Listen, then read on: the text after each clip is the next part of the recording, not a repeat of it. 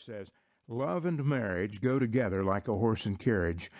I would like to change part of that analogy and say that marriage and parenting go together like a horse and carriage. The horse and the carriage exist as separate entities. They can be separated from each other. When the horse is separated from the carriage, it is free to roam and frolic as it likes. In a similar manner, marriage and parenting are separate endeavors, but parenting is at its best only when it is linked with marriage. When the horse is harnessed to the carriage, its freedom is limited, but its energy can be used for positive purposes. The carriage cannot fulfill its created function without the horse. Before children, a husband and wife are able to roam and frolic as they choose. Once children come, parents' freedom is limited. But their choice to be connected with their children is for the good of both parents and the children. However, limited freedom does not equal no freedom. The horse is often uncoupled from the carriage and returns to the pasture. A horse that stayed harnessed to the carriage day and night would soon become a frustrated horse. Nor would this be good for the carriage and its passengers. Similarly, a couple who are so attached to their child or children that they have no time for themselves will become a frustrated couple. This is not good for the children or the parents. Like the horse apart from its carriage, parents have an existence apart from their children. This existence is called marriage, which at its best provides parents time to frolic and enjoy each other so that they are renewed for their task of parenting. Please note that the title of this chapter is Making Marriage a Priority. Notice I say a priority. I often encounter couples who argue over whether the child should be their priority or marriage should be their priority. That's like arguing over whether water or food should be the priority for the human body. The truth is, they are both priorities.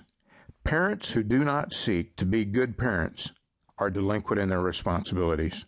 On the other hand, couples who do not give priority to their marriage are also delinquent.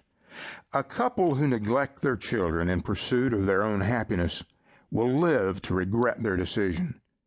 On the other hand, a couple who neglect their marriage while focusing all their energy on their children will also live to regret their choice. Keeping your marriage vibrant and alive is one of the best things you can do for the health of your children, who will also likely one day be married.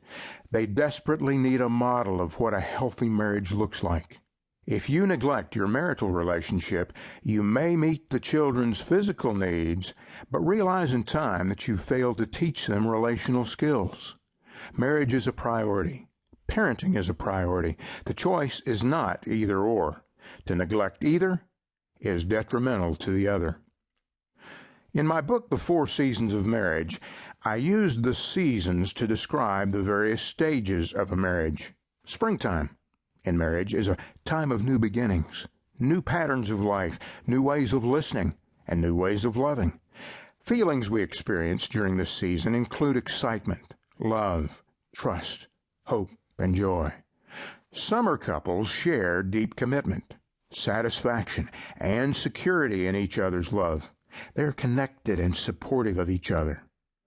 Fall brings a sense of unwanted change, and nagging emptiness appears. We might feel apprehensive, concerned, sad, discouraged, and uncertain. Winter means difficulty. Marriage is harder in this season of cold silence and bitter winds. Couples experiencing a winter season in their marriage will act and feel harsh, angry, disappointed, and detached. You may want to ask, what season was our marriage in before the children came? What season is our marriage in now?